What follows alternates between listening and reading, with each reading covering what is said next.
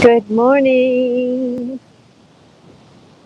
Good morning. And welcome to day 9. Day 9, yes, day 9 of our summer sunrise yoga series here, coming to you live from the Hamptons. I'm at Scott Cameron Beach in Southampton, New York right now, and this is the beautiful Atlantic Ocean. And I'm so happy to be with you this morning to practice this wonderful thing called yoga. Let's go on ahead and make sure that we put the strange leg in front. Pretty soon you won't remember which leg was strange. That's kind of a nice moment, isn't it? Because just this simple act will start to rebalance your body, and that's what we're doing. Hatha yoga. Ha meaning sun, tha meaning moon, and we're creating balance in our bodies. Let's start by closing our eyes, lengthening through the back of the neck, not the front in the throat, but in the back, pushing up that occipital bone to lengthen the spine. Start to feel the sit bones, breathing deeply through the nostrils, inhaling deeply, exhaling deeply.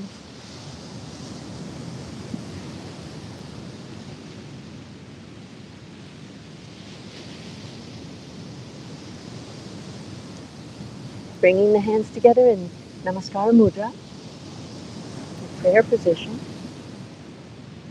And let's take a moment to invite some silence into our lives.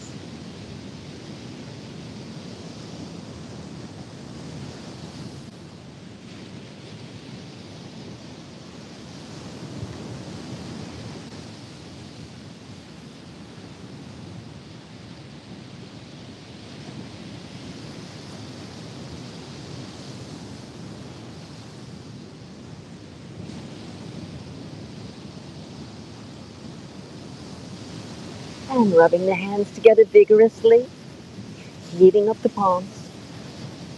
Bring the warm palms over the closed eyes. Inhale deeply through the nostrils.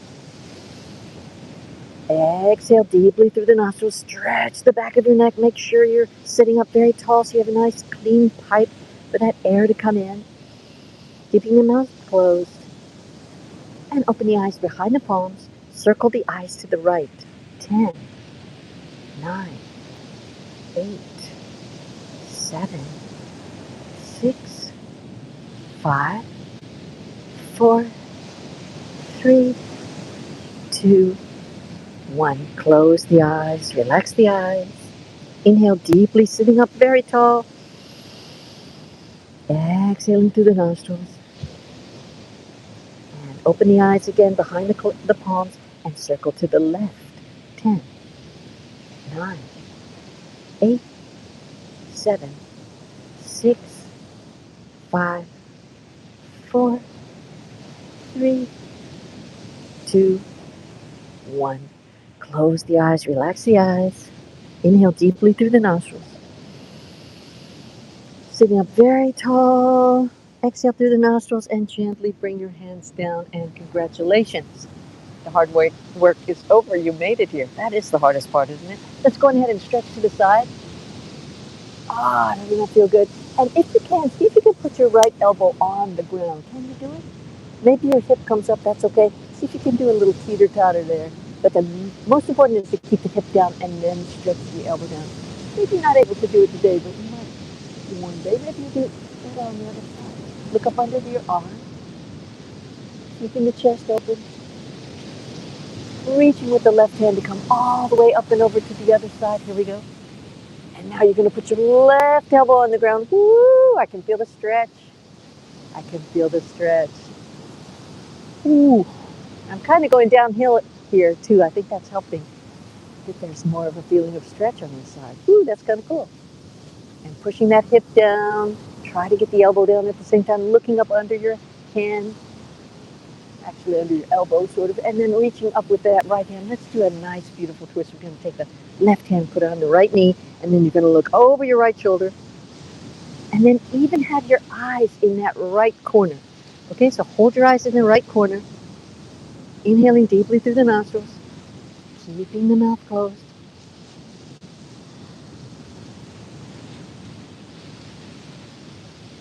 And release, coming back through the center. We're doing that to trigger our vagus nerve. And now it's going to be the right hand on the left knee and the left hand behind your body. And look over your left shoulder and bring your eyes into that corner of your eye, the left corner. Hold your eyes there. Hold your eyes.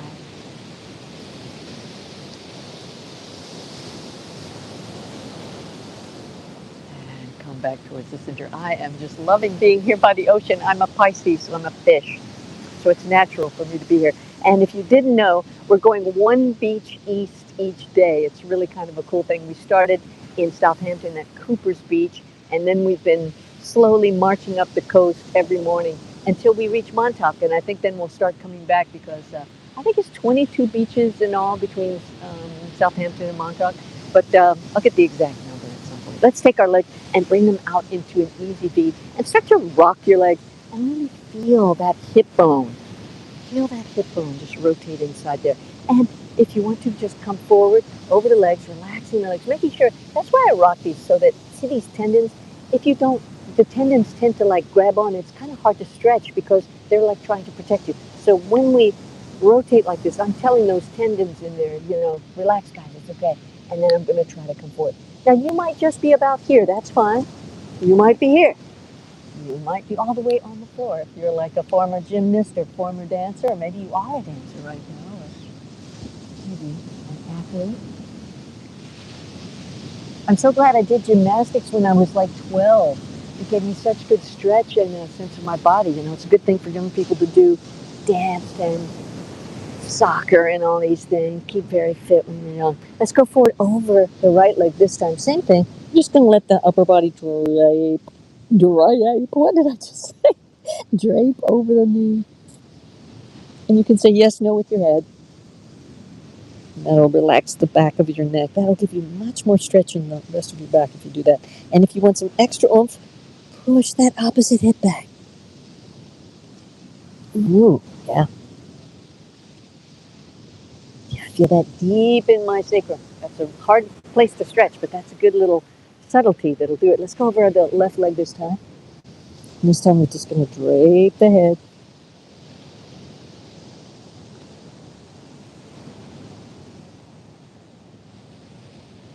Push that opposite hip back. Give you a nice little stretch, a deep, subtle stretch of the fascia in the lower back and sacral area. Yes. Oh boy, that feels so good. I love that. Let's come into butterfly. Titibasana. Tidli. That's the Hindi word for butterfly. Mariposa. What is it? Farfalla. The Italians. Always sounds so nice. Schmetterling. That sounds so cute, right? Babushka. Okay, let's bring the legs straight. I'm going to go off to the side here so you can see what I'm doing. And just bring your legs forward, and you're going to flex your feet back.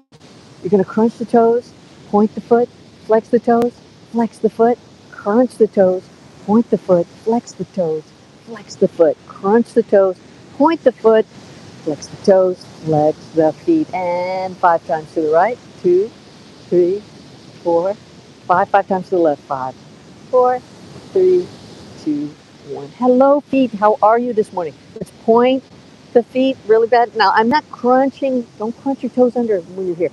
Try to lengthen the toe. See, I'm lengthening the toe. And see if you can lift just the big toe, just the second toe, third toe, fourth toe, fifth toe, and 5, 4, up, 3, 2, 1, all the way down. Not easy to do that. It's good to wake up your feet because you're going to be needing those the rest of the day, right? Let's come on to our all fours and come into the tabletop position. And we're just going to curl the toes under, lift the knees up a little bit off the ground. Now make sure your fingertips are active. When your fingertips are active, that's going to protect your wrist. We want to make sure always protect the wrist when we're doing yoga. Holding the knees up just a little bit, and then let's put the knees down, and then we're going to push back into child's pose. This is your pose you can go to at any time if you feel like you don't want to do something.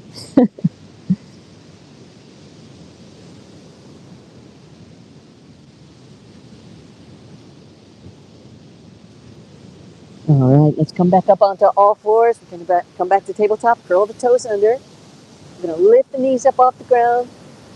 Lift the knees. Now, this time you're going to push back into a bent leg down dog. Really enjoying the length of your spine. Pull your tummy in, lengthen the back of the head. Don't lengthen the chin. Lengthen the back of the neck. That occipital bone rising up. Your chin is kind of pulling in towards your neck. And slowly straighten the knees. And welcome to your first down dog of the day. Adho Mukha Svanasana. I was like, what? Why is down dog the hardest one to learn in Sanskrit? Adho Mukha. Adho means down. Mukha is face. Svan is dog. It's almost like a swan is a dog. So Svan, S-V-A-N. And then asana, Svanasana. All right, let's walk towards the hands. You can bend your knees very deeply if you want to. Or you can keep your legs straight. Depends on your level of stretch. And then fall forward, letting your head say yes, no. And rolling all the way up. Fantastic. Woo! Doesn't that feel great? Let's do our sun salutation here. All right, I'm going to come up here to face the sun here. Be on a little bit of an angle. Let me change the angle here of the camera.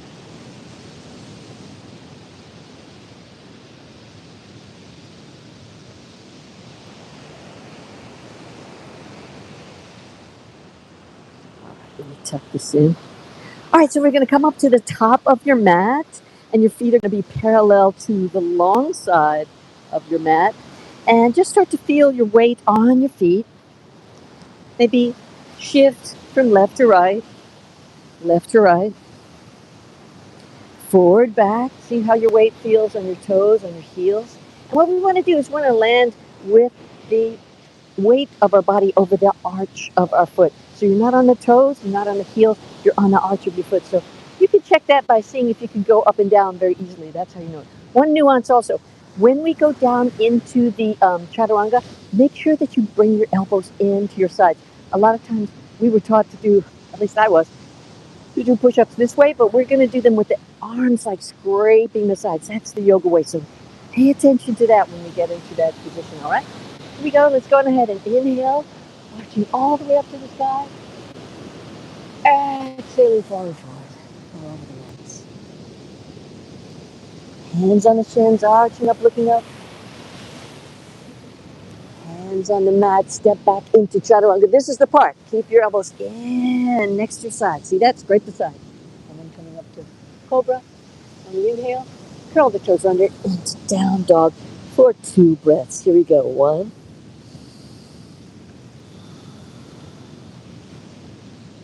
2. On the inhale, walking forward towards the hand. Hands on the shins, arching up, looking up. Inhaling, exhaling as you fall forward again over your legs. And inhale all the way up to the sky. And come back into Namaskara Mudra. Now we're going to do one more round of that, but it's going to be in silence. And I'm not going to say anything, but you can just look on screen if you get lost, if you can't figure out where you are. But the main thing is I would invite you to let your breath start the sequence. So instead of just raising your arms, think about like your inhalation is raising your arms. And then your exhalation is letting your arms come down. So let's do it. Here we go.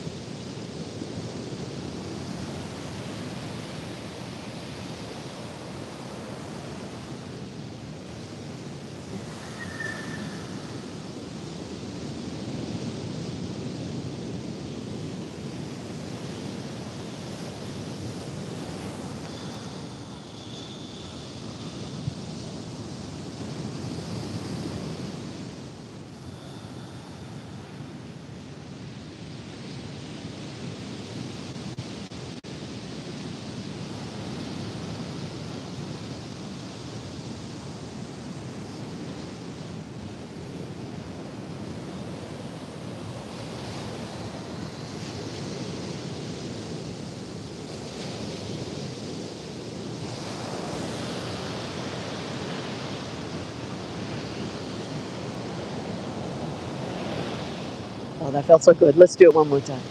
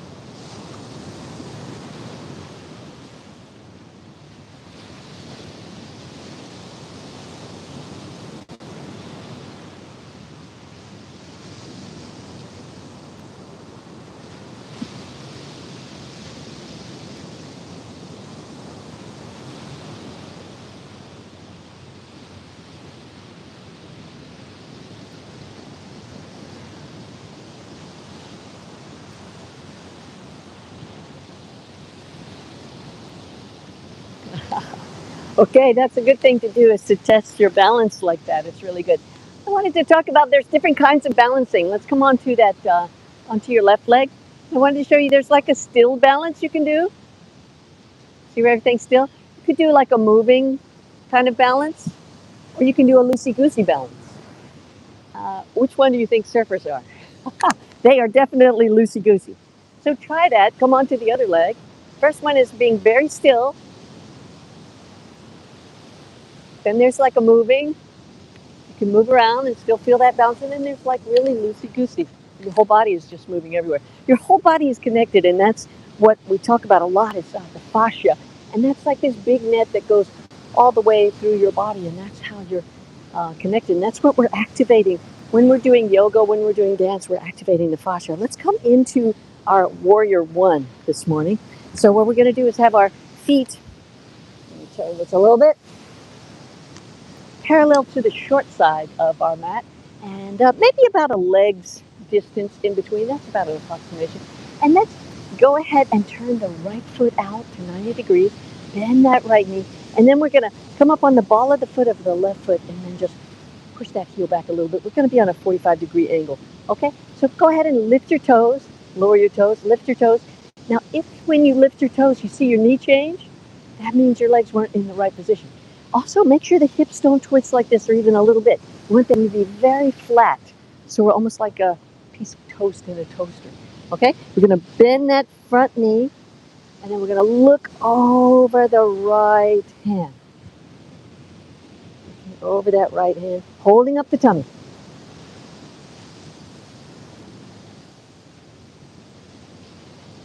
Okay, let's come into a reverse warrior. Looking up towards the sky, holding the tummy up. And we're going to go straight into our side angle.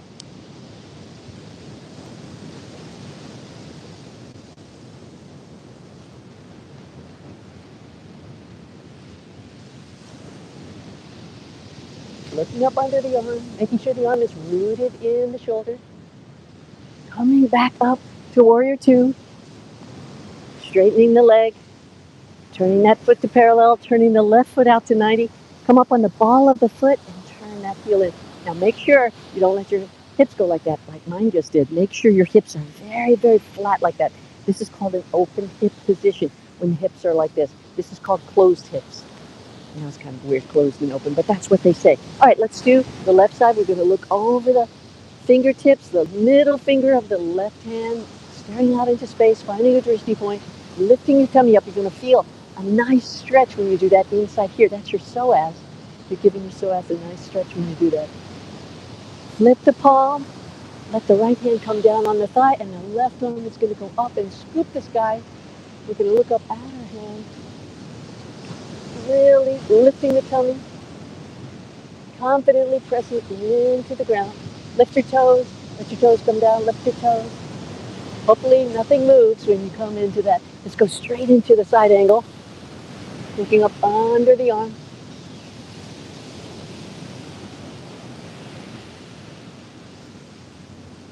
Pushing your elbow down on the thigh. If you want to, you can release the arm that was on the thigh. Coming back to warrior two. And turn that left foot in and make the right one parallel again. Isn't that wonderful? I love that sequence. It's just so lovely. Okay, let's do another balancing position. This one is called the eagle or the Garudasana. And this pose is really good for relieving lower back pain. So what you're going to do is you're going to take your right leg and you're going to put it over the left, and then you're going to deeply bend your knees, and then you're going to round your bottom under like this. Don't have your popo sticking out. Round your bottom under like this, and then the same arm is that leg that's going to go under the other arm. And this is the eagle pose. Now, if you're able to, you can wrap your foot around the other foot and hold your position like that. Okay? Holding it. Slowly unravel and come back to standing. There's this thing called Psyche that I've heard about where they use this pose in manifestation. Look it up, could be an interesting thing. Psyche. And this is a way to sort of train your mind, but somehow this pose has that kind of strength. This is a very deep pose. You can tell, right? Go ahead and this time we're going to put the left over the right, and you can keep your toe on the floor like that, or if you're able, you can wrap your toe behind your leg like that if you want to. You're going to use the same arm as the leg, holding this. Make sure you're pushing your shoulders down. Don't let your shoulders come up. Now, some people's shoulders are very wide, and it's hard for them to put their hands in this position. You could do this if you want to. You could just like hold the pinkies.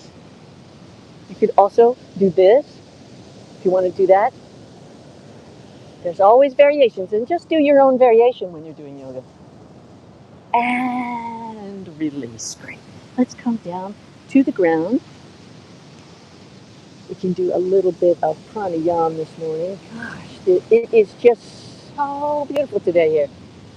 We've had some dramatic weather in the last few days. And now it's just perfect. Not too humid. And it's actually like in the 80s. I don't know what that is in Celsius. I should know. But oh well, it's like in the 80s, which is unusual. I mean, it's July. It should be like maybe 90 something.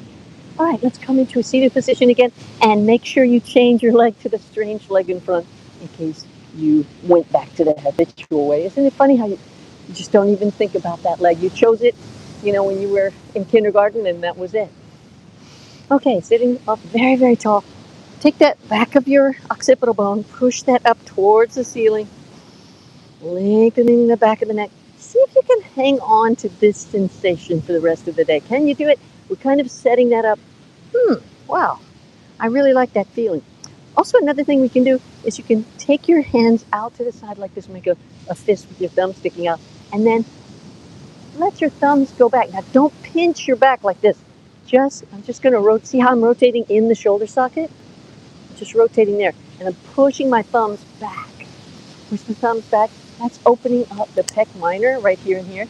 And this is what we want to have open. Not stiff, though. We want this to be very soft and open. Holding that there. Now, turn your thumb down, but keep your shoulder where it is. Then bring your hands onto your knees. And have the palms facing up. See what the difference is when your palms down in yoga. It's kind of easy unless you're really thinking about it. It's better to keep your palms up. That way you're going to keep rotating open that shoulder. So let's try to remember that for the rest of the day, is to open this here and to lengthen the back of the neck. That's where most people's bad posture starts, because it starts with the head. The head is 10 to 12 pounds.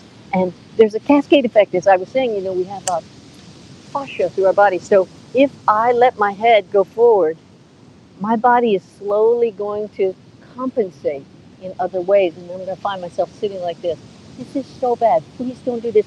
This is so bad for your internal organs because they're getting squished down in there. And your back is like, oh, taking everything. But when we sit up straight, it becomes, you know, one time I adjusted this person and he said, oh, it just feels like nothing. And I was like, yeah, that's what perfect posture feels like. It feels like nothing. So perfect posture for me, my definition, is when the bones are stacked properly so the muscles can do the job they were designed to do. That's what happens when we get out of posture. Our bones are in the wrong position, so then the muscles are sort of like, doing jobs they're not supposed to do, and they get mad at us. All right, so sitting up very, very tall. Make sure you're very tall. Going to inhale through the nostrils. Exhale through both the nostrils. Inhaling deeply, keeping the mouth closed. Back of the neck is stretched.